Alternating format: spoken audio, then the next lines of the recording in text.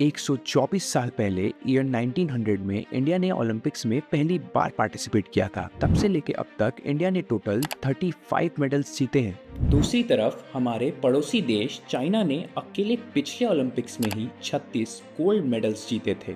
एक shocking fact तो ये है कि इंडिया की परफॉर्मेंस नॉर्थ कोरिया जैसे देश से भी बुरी है। हाँ, वही नॉर्थ कोरिया जो इंडिया से इकोनॉमी और पॉपुलेशन के मामले में बहुत पीछे है, जहाँ के लोगों के पास आज़ादी भी नहीं है और जिसने पहली बार ओलंपिक्स में पार्टिसिपेट 1972 में किया था। उसके बाद भी नॉर्थ कोरिया के पास टोटल 46 मेडल्स हैं। एक और देश केन्या, जिसकी पॉपुलेशन इंडिया का सिर्फ 4% है और एक लेस डेवलप्ड कंट्री होने के बावजूद केन्या ने टोटल 113 मेडल्स जीते हैं, जिसमें से 35 गोल्ड मेडल्स हैं। तो क्या इंडिया से ओलंपिक्स में इम्प्रूवमेंट की कोई उम्मीद नहीं की जा सकती? ऐसा बिल्कुल नहीं है। धीरे धीरे इंडिया की सिचुएशन ओलंपिक्स में बदल रही है। इसका एक एग्जांपल ये है कि इंडिया का total athlete count recent Olympics में काफी इंक्रीज हुआ है। मतलब इंडिया के अब पहले से ज्यादा एथलीट्स ओलंपिक गेम्स में क्वालिफाई कर रहे हैं। साल 2008 ओलंपिक्स में जहां इंडिया के 57 एथलीट्स ने पार्टिसिपेट किया था, वहीं इस साल 2024 पेरिस ओलंपिक्स में इंडिया से 118 एथलीट्स पार्टिसिपेट करेंगे। और एथलीट्स की पार्टिसिपेशन ही नहीं पर उनकी परफॉर्मेंस भी इम्प्रूव हुई है। अगर सबसे रीसेंट परफॉर्मेंस की बात करें तो पिछले ओलंपिक्स में इंडिया ने 7 मेडल्स जीतकर अपना अब तक का बेस्ट परफॉर्मेंस दिया था। ओलंपिक्स के अलावा एशियन गेम्स और कॉमनवेल्थ गेम्स में भी इंडिया की परफॉर्मेंस में बहुत बड़ा इम्प्रूवमेंट देखने मिला है। तो क्या हम इस बार अपने एथलीट से पेरिस ओलंपिक्स में एक रिकॉर्ड परफॉर्मेंस की उम्मीद कर सकते हैं? आखिर इंडिया इस ओलंपिक्स में कितने मेडल्स लाएगा? और क्या गवर्नमेंट ने पिछले कुछ सालों में पेरिस ओलंपिक्स की परफॉर्मेंस के इम्प्रूवमेंट के लिए कुछ किया है? मेरा नाम है साकेत मिश्रा और अगर आप इन सारे इंटरेस्टिंग क्वेश्चंस के जवाब जानना चाहते हैं तो इस वीडियो को पूरा देखिएगा। ये एक टू द पॉइंट और काफ़ी इंटरेस्टिंग वीडियो होगी। 2024 ओलंपिक्स की प्रिपरेशन आज से 8 साल पहले 2016 में ही शुरू हो गई थी। साल 2012 के लंदन ओलंपिक्स में इंडिया ने 6 मेडल्स के साथ अपना अब तक का बेस्ट परफॉर्मेंस दिया था। तो उम्मीद तो ये थी कि 2016 के ओलंपिक्स में इंडिया फिर नया रिकॉर्ड बनाएगा। और 2014 में मोदी गवर्नमेंट के आने के बाद काफ़ी पॉजिटिव चेंजेस भी देखे गए, जैसे कि टॉप स्कीम का इम्प्लीमेंटेशन, जिसमें इलीट एथलीट्स को प्रॉपर ट्रेनिंग और फाइनेंशियल सपोर्ट दिया गया ताकि वो बिना किसी टेंशन के अपने स्पोर्ट पर फोकस कर सके और देश के लिए मेडल ला सके। पर ऐसा बिल्कुल नहीं हुआ। साल 2016 के रियो ओलंपिक्स में इंडिया ने 117 एथलीट्स भेजे थे पर वापस सिर्फ 2 मेडल के साथ आ पाए, एक सिल्वर बैडमिंटन में और एक ब्रॉन्ज रेसलिंग में। ये इंडिया के लिए एक बहुत ही डिसअपॉइंटिंग परफॉर्मेंस थी। इसके बाद एक सवाल बार बार उठने लगा, आखिर क्यों हम ओलंपिक्स में मेडल्स नहीं जीत पा रहे? अब गवर्नमेंट को भी ये समझ में आ गया था कि अगर ओलंपिक्स में इंडिया को एक पावर हाउस बनाना है तो कुछ बड़े बदलाव करने होंगे। इसलिए नीति आयोग, जो इंडियन गवर्नमेंट की थिंक टैंक है, ने काफ़ी नए प्लान्स बनाए जिससे इंडिया का स्पोर्ट्स इंफ्रास्ट्रक्चर इम्प्रूव हो सके।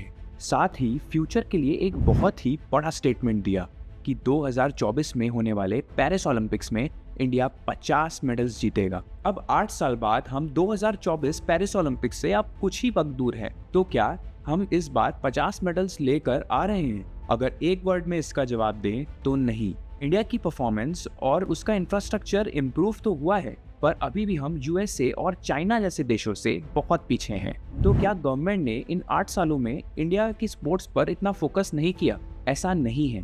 2016 के रियो ओलंपिक्स में डिसअपॉइंटिंग परफॉर्मेंस के बाद सरकार ने टारगेट ओलंपिक पोडियम स्कीम यानी कि टॉप्स में सिग्निफिकेंट इन्वेस्टमेंट्स करने का फैसला किया। जहां रियो 2016 ओलंपिक्स के लिए टॉप्स का बजट लगभग 37 करोड़ था, टोक्यो ओलंपिक्स के लिए बजट को बढ़ाकर 100 करोड़ कर दिया गया। ये इन्वेस्टमेंट एथलीट्स को बेटर सपोर्ट और प्रिपरेशन देने के लिए था, जिसका रिजल्ट भी दिखा और भारत ने 7 मेडल्स के साथ अपना अब तक का बेस्ट परफॉर्मेंस दिया। इस साल के पेरिस ओलंपिक्स के लिए सरकार ने टॉप्स का बजट और भी ज्यादा बढ़ाकर 470 करोड़ कर दिया है, जो टोक्यो 2020 के बजट से लगभग 5 टाइम्स ज़्यादा है। इसके अलावा नीरज चोपड़ा के गोल्ड मेडल जीतने के बाद टॉप्स ने अपने बजट में से एथलेटिक्स को एक बहुत बड़ा चंक दिया है। जहां पिछले ओलंपिक्स में एथलेटिक्स को केवल 5 करोड़ ही मिले थे, इस साल के ओलंपिक्स के लिए एथलेटिक्स को 96 करोड़ का बजट दिया गया है, जो पहले के एलोकेशन से लगभग 17 टाइम्स ज़्यादा है। सिर्फ यही नहीं, इन 8 सालों में स्पोर्ट्स बजट में भी काफ़ी सिग्निफिकेंट इंक्रीज किया गया है।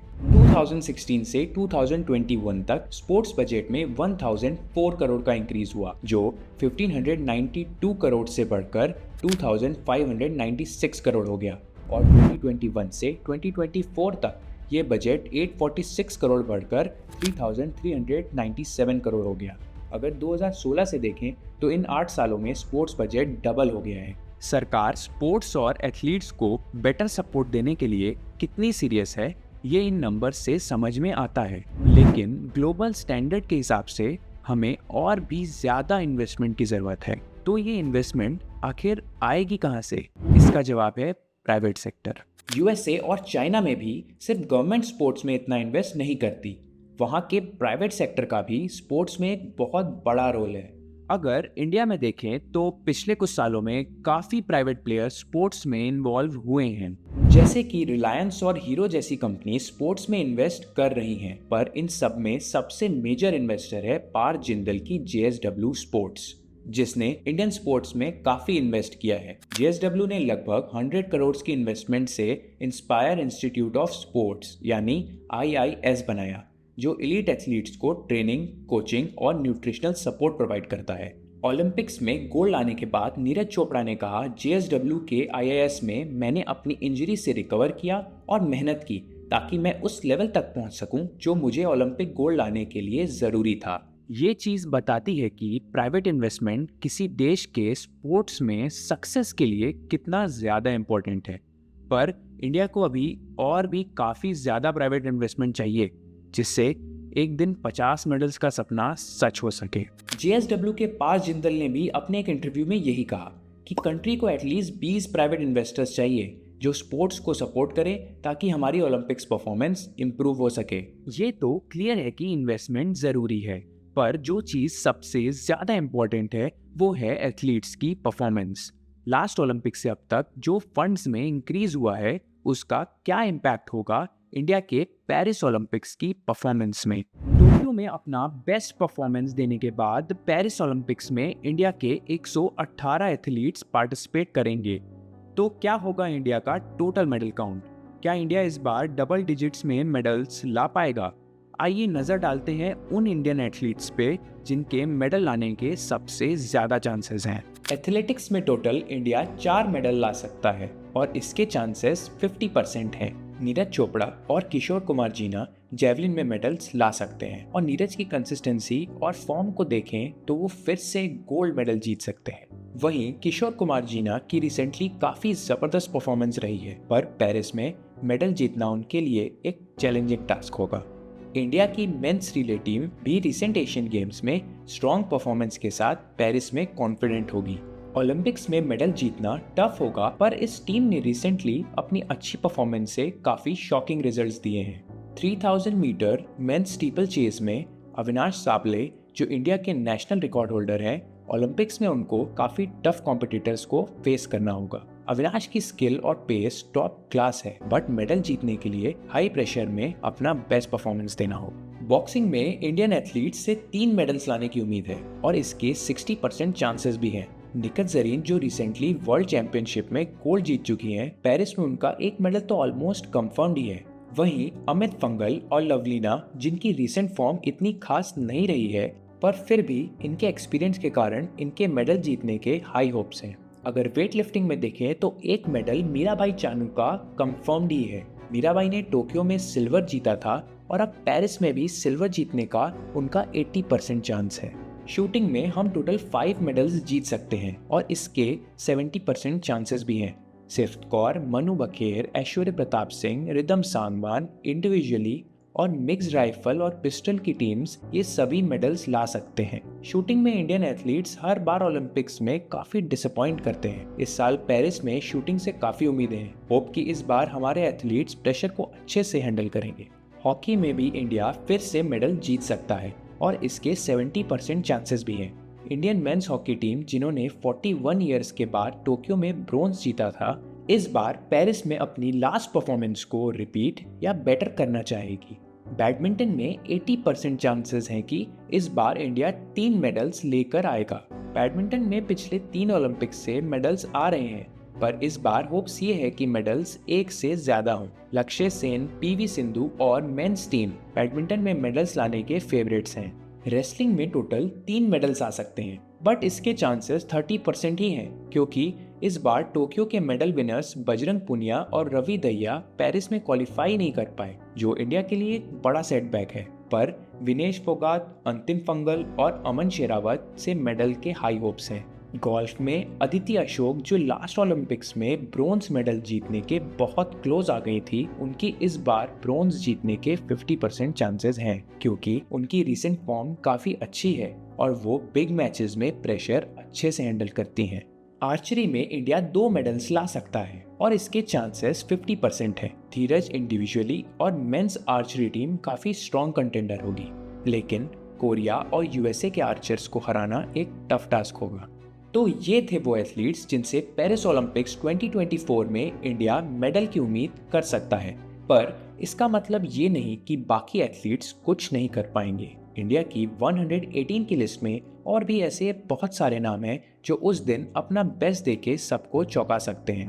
पर अगर रियलिस्टिकली देखें तो जिन नामों को मैंने मेंशन किया है, उनसे काफ़ी ज़्यादा उम्मीदें रहेंगी। तो फाइनली इंडिया के इस ओलंपिक्स में टोटल मेडल काउंट की बात करें तो मेरा प्रेडिक्शन है इंडिया इस बार 10 मेडल्स ला सकता है, जिसमें 2 गोल्ड, 3 सिल्वर और 5 ब्रॉन्ज मेडल्स होंगे, और इंडिया ओलंपिक्स में नया रिकॉर्ड बनाकर फर्स्ट टाइम डबल डिजिट्स में मेडल्स लेकर आएगा। लास्टली, इंडिया का ओलंपिक्स में अच्छा परफॉर्म करना इसलिए ज़रूरी है क्योंकि इंडिया के अच्छे रिजल्ट्स का डायरेक्ट फ़ायदा ग्राउंड लेवल पे दिखता है।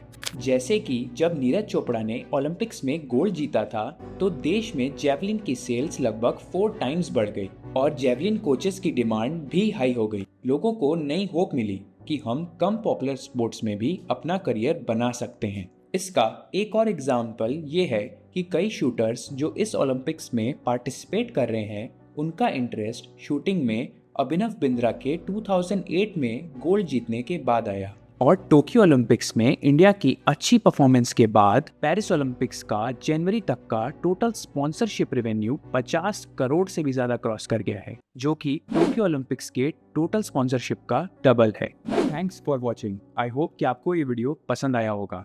ऐसे और भी इंटरेस्टिंग वीडियोस के लिए चैनल को सब्सक्राइब ज़रूर करिएगा और इस वीडियो को लाइक और शेयर करना मत भूलिएगा।